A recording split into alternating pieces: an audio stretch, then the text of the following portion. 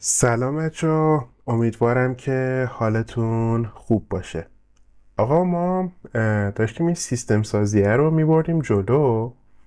یه سری اتفاقاتی افتاد. من داشتم مانی رو دوباره از اول مینوشتم و سرم یه وقفه ای افتاد و خب اینجا من مدل کوئن 8 میلیارد پارامتری رو تست کردم. خیلی هم بد نیست، ولی بریم 4 میلیاردیش رو یه دوری با هم تست کنیم. 14 میلیاردیش هم من روی این سیستمه میتونم اجرا کنم، منتها الان چون OBS داره اجرا میشه و کارت گرافیک یه جا دیگه هم درگیره، بهتر خیلی کارت گرافیک رو درگیر نکنیم.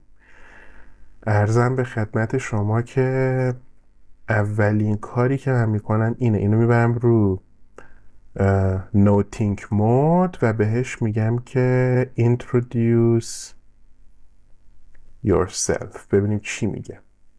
خب این خیلی سریعتر از قبلیه شد، نزدیک 20 توکن در ثانیه است. این وسط اوپن ای آی هم اومد یک مدل اوپن سورس داد 120 میلیارد پارامتری. بیایم اینجا بگیم که حالا تو خودتو معرفی کن به ما. ما قرار بود AGI بسازیم دیگه. حالا به شما میگم که چرا AGI ساختنه یک چیز مسخره ایه. حالا مسخره هم نیست ولی یکم باید ریتینکش کنیم. این هم میگه سلام، من چت جی پی تی هم، خیلی چیز عجیبی نیست. به هر حال روی یه دیتا ترین شدن دیگه، میتونیم کلیرش کنیم. ببینید این مدل های مختلفی رو داره گروکی اینجا که خب مثلا کیمیکی تو هم مدل خیلی خوبیه، مدلی که من خیلی دوستش دارم. اینجا ما باید بیایم اینو یکم عوضش کنیم. میخوام ریپلنش کنم. ببینید اصلا یکی از داستانهایی که ما داریم همیشه اینه که از ریپلن کردن قضیه نترسیم. بریم ببینیم کجا بود اصلا این داستان AGI من. اگر اشتباه نکنم اینجا یه فولدر پراجکتس داشتم، بعد بریم ببینیم AGI. میریم توی AGI و اینجا VS کد رو باز میکنه. خب بذارید من سایز رو بیارم بالا. من داشتم برای یک چیز دیگه ویدیو ضبط میکردم، سایزه رو اووردم پایین. الان بیام من اینجا به شما نشون بدم که چه مدل هایی رو دارم. میگم که اولاما LS من کوئن 2.5 میلیاردی هم دارم، لاما 3.2 هم دارم. حالا اینجا بحث اینه، ما میخوایم انگلیش اونلی باشه یا نه میخوایم که فارسی هم بفهمه. بذارید من دوباره این کوئن 4 میلیارد پارامتری رو روشن کنم با نوتینک. این ست نوتینک که میزنم اون ریزنینگ مزاحمش رو خاموش میکنه. این بهش بگم که سلام، تو کی هستی؟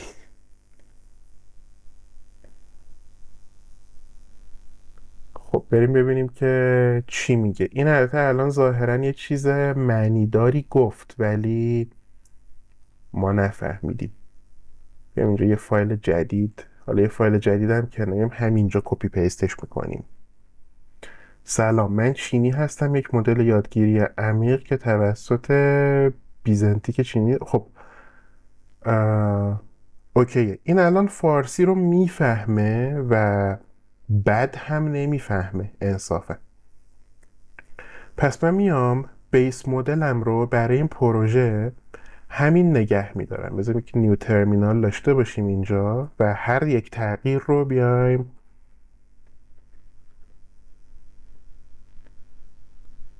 اینجا اعمال کنیم.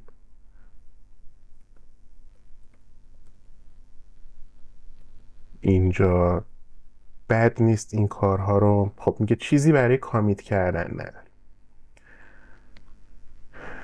کلا قسمت مارکتینگ و این داستانا رو ول کنیم، بریم به گل هامون بچسبیم، به اهدافمون بچسبیم، فکر کنم اینجاست که ما WIP رو لازم داریم. ببینید الان مدل هایی که ساخته میشن توی کد زدن خوبن، یعنی واقعا توی کد زدن مشکلی نداره. حتی همین مدل هم من الان مطمئنم بهش تسک کد زنی بدیم واقعا خیلی کم نمیاره. ممکنه به خوبی مثلا اون GPT OSS و فلان و اینا نباشه، ولی کم نمیاره. پس بیام اول یه سری حرکت ها بزنیم. من میام اول میگم که ما knowledge distillation لازم داریم از چند تا مدل بزرگتر و بهتر که اینو حالا جلوتر در موردش صحبت خواهم کرد. سعی میکنیم که کدش رو بنویسیم، اصلا یک کاری میکنیم با از جمینای بیایم استفاده کنیم و این داستانا. البته جمینای یکم روی IP ایران اذیت میکنه، برای اون راه حل دارم. بعد از اون ما یه سری نیش گولز داریم که اینا رو الان میخوام اضافه کنم. بریم اول اینو کامیت کنیم تا یادمون نرفته.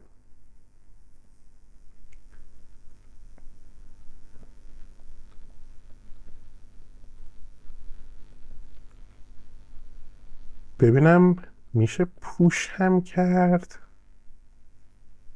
بله پوش هم میشه کرد. بعد بیام اینجا چی میگم؟ میگم که نالج دیستیلیشنمون جمینای 2.5 فلش، مثلا کیمیکی 2 و دیپسیک ورژن 3. این سه تا خیلی خوبه. حتی مثلا میتونیم یکی دوتاش هم حذف کنیم. حتی مثلا میتونیم بگیم که اوکی GPT 4.1 مینی هم ما میتونیم بیایم اینجا داشته باشیم. بعد تصمیم بگیریم.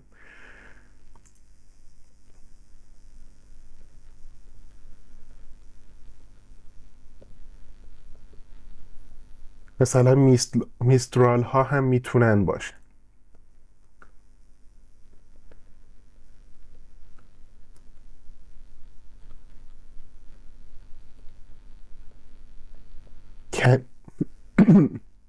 ببخشید، کندیدت ها رو اضافه میکنم. حالا میام نیش گل هامو اینجا اضافه میکنم. میگم که زبان فارسی رو بهتر بفهمه،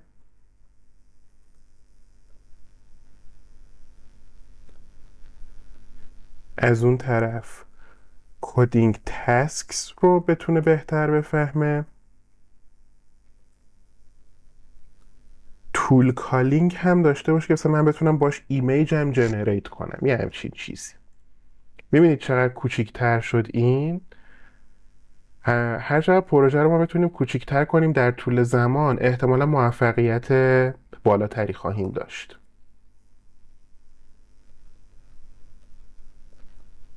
اسم کامیت مسیجش رو میذارم smaller is better. بعد میام اینجا چی میگم؟ میگم که project architecture، یک در واقع میام یک شکل معماری برای پروژه میذارم. میگم که multiple or single adapters on top of the desired model، چیزی که حالا روش کار خواهیم کرد.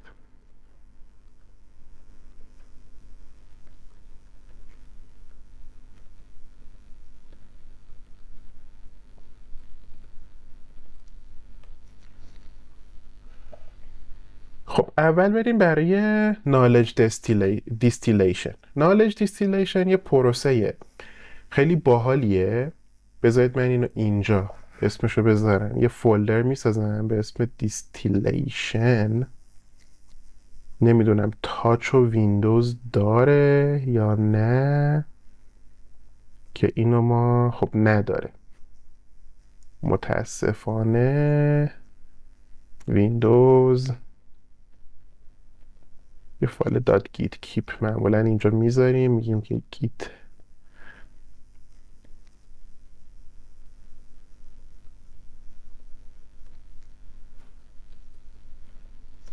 که این بالا باشه. فقط دیستیلیشن یعنی چی؟ بیایم اینجا، برید مثلا من به این میام میگم که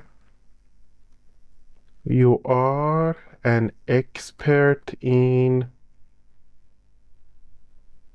programming. مثلا میگم که تو یک متخصص پروگرامینگ. حالا اینا رو باید بریم بیشتر روش کار کنیم، ما به این راحتی نیست. حالا یکم اینو باید یکم بیشترش کنیم. این پرامپت نویسی خودش یه داستانیه. میگم که حالا write a code to calculate the factorial of x using iterative methods.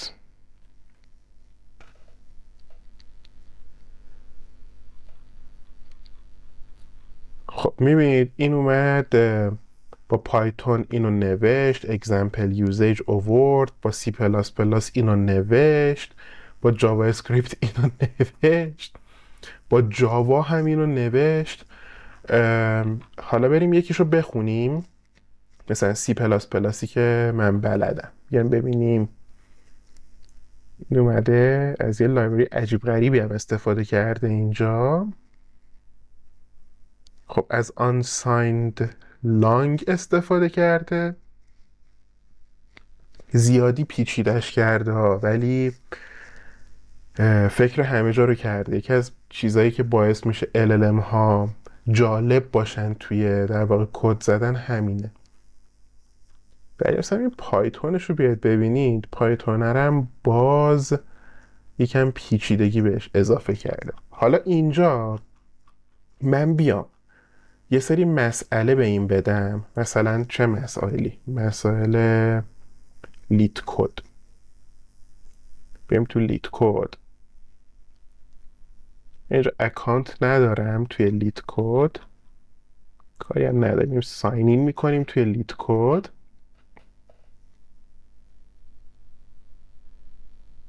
خب ساین این با گوگل رو داره خوشبختانه. من با گوگل هم ساین این کنم، کانتینیو رو بزنیم، پرابلمز رو مثلا بزنیم.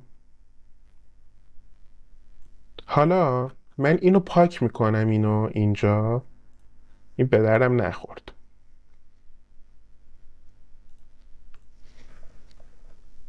اینجا حالا این سیستم پرامپت رو بهتر میکنم، میگم که the user provides a leet code problem and you solve it using Python. همین میگم که با پایتون حلش میکن. پرابلماش چجوریه؟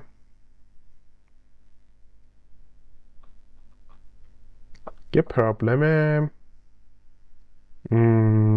هاردش رو پیدا کنیم، case sorted lists رو میگه که merge case sorted lists. بعد ارزم به خدمتتون که اینو به جای C++ میذارم روی پایتون تیری و اینم کلالا اون سوالشه دیگه اگه اشتباه نکنم. حتی فکر کنم سواله رو میشه ادیتوریال بهش داد. خب میگه که سابسکرایب کن. من اینو بذارم اینجا، مثلا اینجا فقط باید یادم باشه که اینو به این شکل بنویسم.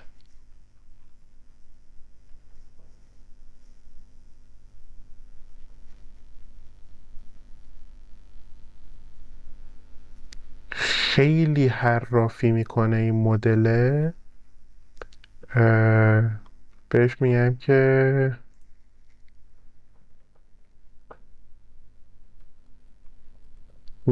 only give us the code without any further explanation.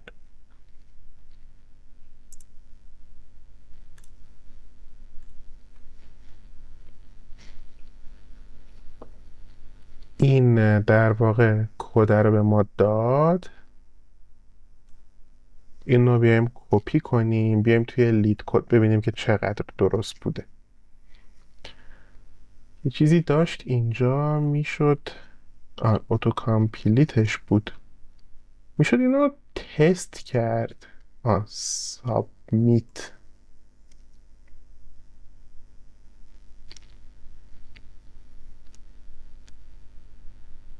خب 90% کسایی که این سوال رو در واقع حل میکنن شکست داد و این خوبه دیگه. ما یه همچین مدلی رو میخوایم، یعنی توی این پروژه AGI که الان پلنمون یه همچین شکلی شده، یه همچین چیزی رو میخواد. حالا یا اینو میخوایم یا اینکه مثلا میگم که Python Programming Interview Questions و یکی مثلا اومده اینجا 141 سوال مصاحبه رو گذاشته. Write a Python code to check if a number is odd or even. این مثلا برای فرشراست. خب اوکی. برای اکسپریانس ها مثلا how do you debug a Python program, what is yield، نمیدونم این داستانا. بعد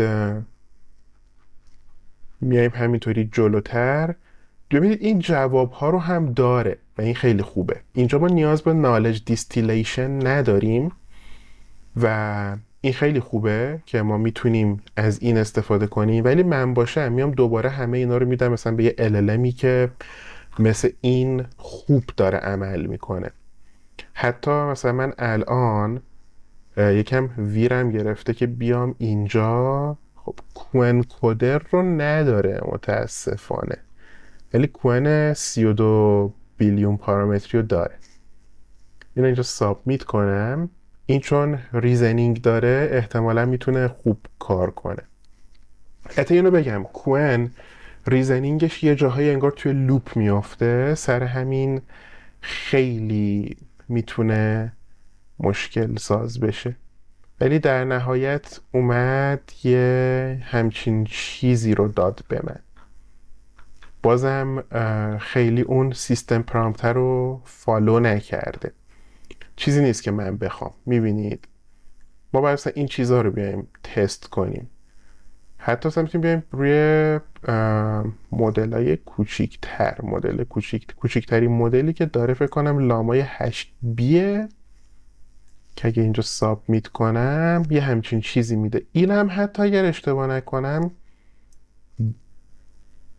از پس لید کد برمیمد. لید کد خیلی تکرار شده توی اینترنت. ببینیم چی میگه این. نه این اینجا یک سوتی داد، ولی این یکی قبلی رو اگر سابمیت کنیم دوباره میبینید دیگه همچنان 89.5% مردمی که اینو حل کردند رو داریم شکست میدیم. بریم یه دونه سخت دیگه پیدا کنیم. مثلا کدوم first missing positive.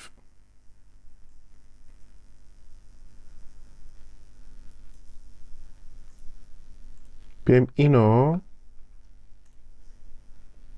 بذاریم اینجا و اگر اشتباه نکنم این 2^31. این اسیستنت هم از اینجا پاک کنیم. این میشه 2^31. با دوباره میریم رو همونون GPT OSS در واقع دوست داشتنی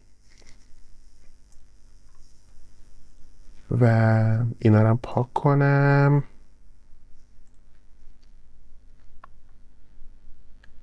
این دوباره اومد یه همچین چیزی به من داد. بعد دقت هم بکنید اصلا من نمیخونم کد رو، همینجوری صرفا دارم میام اینو این طرف کپی پیست میکنم و منتظرم که این اجرا کنه و به من مثلا یه امتیاز خوبی بده. خب اینو گفت از 40% آدم رو بهتر داری حل میکنی. خیلی هم عجیب نیست. یه خود در واقع مای لیست و سابمیشنز و اینا رو ببینیم. من کلن 2 چیز کردم و خوب بوده دیگه، قبول کنیم که خوب بوده. پس یکی از کارامون اینه. حالا داستان اینه که بیایم از کدوم یکی از اینها استفاده کنیم برای اینکه نالج دیستیلیشن رو انجام بدیم. بعد ببینیم کدومشون توی این تسک ها بهتر بوده. مثلا تو تسک پرژن لنگویج کدوم بهتر بوده. برای این کار من خودم یک چیزی دارم، یک ریپوزیتوری دارم. ریپوزیتوری که نیست، یک ارگانیزیشنی روی در واقع هاگینگ فیس به اسم مارال جی پی تی. یه سری از بچه ها یادشونه مارال جی پی تی و بعد ارزم به خدمتتون که اینجا ما داشتیم یه چیزایی، چینکارا FAQ رو داشتیم. این البته برای یک مدل دیگه ای بود. مارال آلفا، دیتا ست آلپاکا پرژن. دوستی بود به اسم سینا رشیدی. یه لایک اتفاقا لایک کردم چون لاگین نیستم. این لایک اینجا نمیاد. همونطور که میبینید این به یک شکل عجیب و غریبی در آورده اینو. حالا 35,000 خطه، 35,000 تا سواله.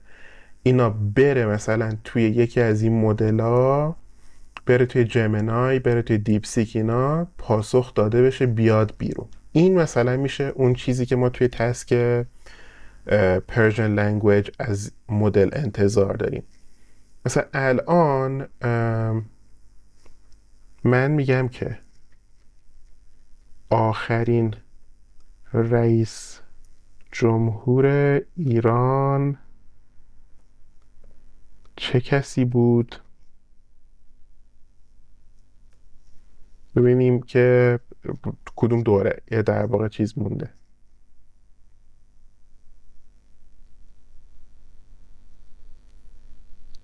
یعنی آیا هنوز مثلا آپدیت شده یا خیر.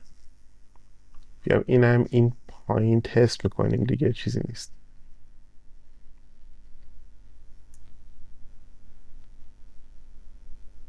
نوشته سید اکبر همتی. مثلا سید اکبر همتی نداشتیم، احتمالا همون سید ابراهیم رئیسی که قبل از آقای پزشکیان رئیس جمهور بود رو مد نظر داره که خب نتونست به خوبی از پسش بر بیاد. اینجا یه دان بزنم. خب همه چیز تمیزه به قول خودشون. احتمالاً 8 بیلیون پارامتریه بتونه از پس اون سوال بر بیاد. یکم سنگین تره ولی از پسش برمیاد. میبینید چقدر راحت من سویچ میکنم بین مدل‌های مختلف. یعنی ما حتی میتونیم یه مدل لوکال بزرگ مثل جما 3 رو بیایم اینجا و اون رو در واقع نالج دیستیل کنیم. من کد نالج دیستیلیشن رو این میکروفونه بهتون گفتم گیره نداره. کد نالج دیستیلیشن لوکال رو اصلا می نویسم روی یک مدل بزرگ. یکم سختش میکنه ولی در نهایت ارزشش رو داره.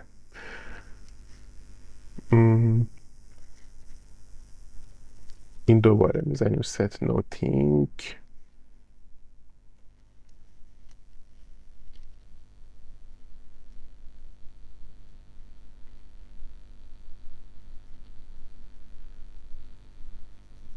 خب اونجوری که مشخصه این داره حسن روحانی رو در واقع به عنوان آخرین رئیس جمهور ایران میبینه که خب این منطقی تره.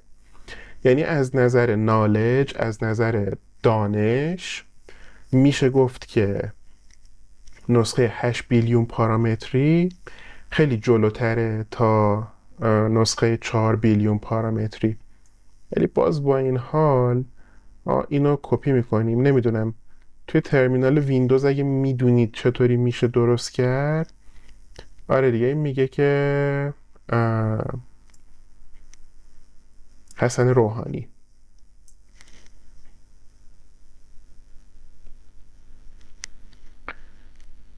چطور میشه این مشکل راست به چپ رو درست کرد؟ ممنون میشم بهم بگید. حالا توی پستمن هم میتونستیم بهش ریکوست بدید. من خیلی دوست دارم فارسی اون نسخه در واقع چیزم تست کنیم. 1.7 بیلیون پارامتری. منتها نمیدونم اینترنت همراهی میکنه دانلود بشه یا نه. گذشته 2 دقیقه. همراه اول سریع شده. توی کل دورانی که اینترنت حالا داستان داشت من تو کانال مدام می نوشتم که بچه من نمیتونم SSH کنم و اینا. همه هی میگفتم مشکل محمد رضا SSH مشکل حل نشدنی. ولی این میبینید چقدر کوچیک‌تره. احتمالاً اگر انگلیش اونلی بخوایم بریم جلو روی این نسخه یا نسخه 6 بیلیون پارامتری میریم جلو و مدل رو تا حد امکان کوچیک‌تر نگه میداریم. ولی باز هم از یه مدل بزرگتر شروع میکنیم نالج دیستیل کردن که این رو توی ویدیوی بعدی شروع میکنیم به نوشتن کدش، در واقع یه جوری که بتونیم حالشو ببریم دیگه. یه فرمت عجیب و غریبی هم داره دیتا ست های هاگینگ فیس که با اون فرمت قراره بریم جلو و بعد شروع کنیم در واقع توی یک محیط خارج از کامپیوتر خودمون روی رامپاد یا مودال این ور اون ور با یک کارت گرافیک بهتر کد بزنیم. حتی خیلی از دوستان میگن که خب چرا نالج دیستیلیشن رو چنین کاری نکنیم که اون رو هم میتونم بگم که خب اوکی میتونیم، چرا نتونیم. هیچ کاری نشد نداره. اصلا همین این جمینای رو من میبرم توی یک محیطی روش یه رپر مینویسم و همون رو میایم نالج دیستیل میکنیم. هر چقدر مدل بهتری باشه برای در واقع از دید عموم نتیجه بهتری هم خواهد داد. اصلا چیز عجیب و غریبی نیست. یه سری دیتا هم خودمون باید اضافه کنیم. حالا اون دیتایی که خودمون باید اضافه کنیم خودش یه داستان جداییه. ولی ما یه تعداد خوبی سوال فارسی داریم. 35,000 سوال فارسی داریم. اینا رو میندازیم داخل در واقع یک شبکه بزرگی از این مدل ها دیستیل میکنیم. زبان فارسی مدل رو بهتر میکنیم. ادپتر فارسی میسازیم، ادپتر کد میسازیم و این داستانا. حالا مثلا تول کالینگ رو چون خود کوئن داره اینجا آوردن. یه چیز دیگه هم هست که اون مربوط میشه به پروژه دیگه. اون رو سعی میکنم توی همون پروژه در موردش صحبت کنم. ولی فعلا بیایم در مورد همین چیزی که اینجا داریم صحبت کنیم. 2 دقیقه زده زمان میبریم. 2 دقیقه باید حرف بزنم. حالا اصلا هم ربطی به این نداره که تنبلی میاد ویدیو رو بخوام در واقع طولانی کنم ما صرفا میخوایم تست کنیم دیگه. این وربوز که زدم به من میگه که با چه سرعتی روی این جی پی یویی که اینجا دارم میتونه کار رو در واقع پیش ببره. یه سری مدل دیگه هم ما داریم. یکی از کارهایی که ما باید انجام بدیم اینه که صرفاً به LLM ها وابسته نباشیم. اینو من خیلی دیدم که خیلی از دوستان خیلی به LLM وابستن. حالا ما میخوایم از یه سری مدل دیگه هم استفاده بکنیم. منتها من باید برم یه سری دیتا ست دیگه پیدا کنم، اون دیتا ست ها رو بیایم، حالا خودشون یا لیبل شدن یا اینکه ما بیایم لیبلشون کنیم و بعد با کمک اونها و LLM تازه بیایم یه سری داستان بسازیم. شاید مثلا یکی از کارهای باحالی که بتونیم انجام بدیم شبیه سازی این چیپ های نورالینک باشه، چون دستگاه هایی که EEG هن، الکترو انسفالوگرام هن، در واقع انسفالوگرام، آره، اینا گرونن، ولی دیتا ست نوار مغز هست. تو همون هاگینگ فیس و اینا بگردیم دیتا ست نوار مغزی هست، ما میتونیم ازش استفاده کنیم. اگرم نباشه با یکم سرچ و این داستانا میتونیم پیدا کنیم، امواج مختلف مغز رو بشناسیم و بعد با کمک اون کلاسیفایر بسازیم، با کمک کلاسیفایر بیایم روی LLM یه سری حالا سیستم تحلیلگر بسازیم، یه سری ابزار خاص رو بخوایم کال کنیم و اینا. کاری باحال زیاد میشه کرد. این کارهای باحالمون حالا بذاریم برای بعد.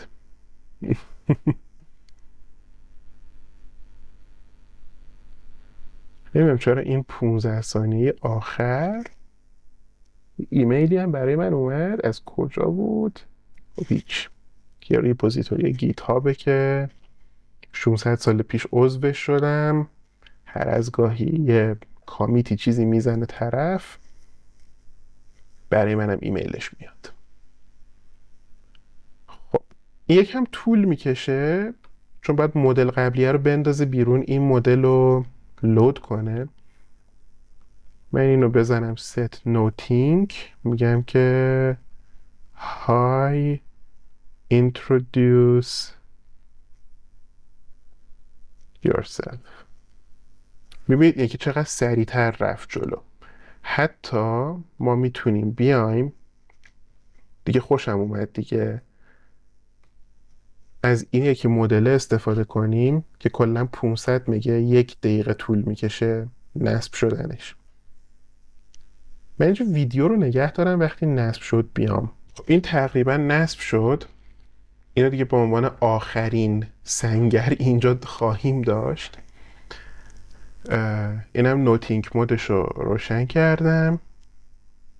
میبینید الان من دارم با 120 توکن در ثانیه از این کار میکشم. منتها یه مشکلی که مدلای کوچیک دارن اینه که نمیدونیم اکورسی بالایی دارن یا نه. حالا ما الان یک چند راهی داریم، بذارید من اینم به شما نشون بدم. ببینید من الان فقط چند تا کوئن دارم اینجا، جماسه رو دارم و مدلای کوچیک دیگه، یعنی همه مدلام کوچیکن دیگه، بزرگترینشون این جماسه 12 بیلیون پارامتری. و الان تنها داستانی که اینجا من دارم اینه که نمیدونم اینا چقدر اکیورتن. برای این اکیورسیه باید یه تست طراحی بشه و بعد برای اینکه مثلا من بتونم این 6 بیلیون پارامتری یا مثلا این 4 بیلیون پارامتری رو تبدیل به یک مدل خوب کنم، لازمه که این نالج دیستیلیشن اتفاق بیفته. تو ویدیوی بعدی ما میایم کد میزنیم، نالج دیستیلیشن رو انجام میدیم روی یک مدل خوبی که حالا یا لوکال میارم بالا یا روی یک جی پی خوب میارم بالا یا اصلا یه API میرم میگیرم و یه دیتا ست خوب میسازیم و بعد از اون میریم سراغ این که مدل رو ترین کنیم. ممکنه باز طول بکشه، نگران نباشید، ویدیوها رو سعی میکنم ادامه دار کنم. تا ویدیوی بعدی، خدا نگهدارتون. یادتون نره سابسکرایب کنید، لایک کنید، با دوستاتون به اشتراک بذارید. هر لینکی هم که لازم باشه من توی کپشن، توی دیسکریپشن براتون قرار میدم. فعلا خداحافظ.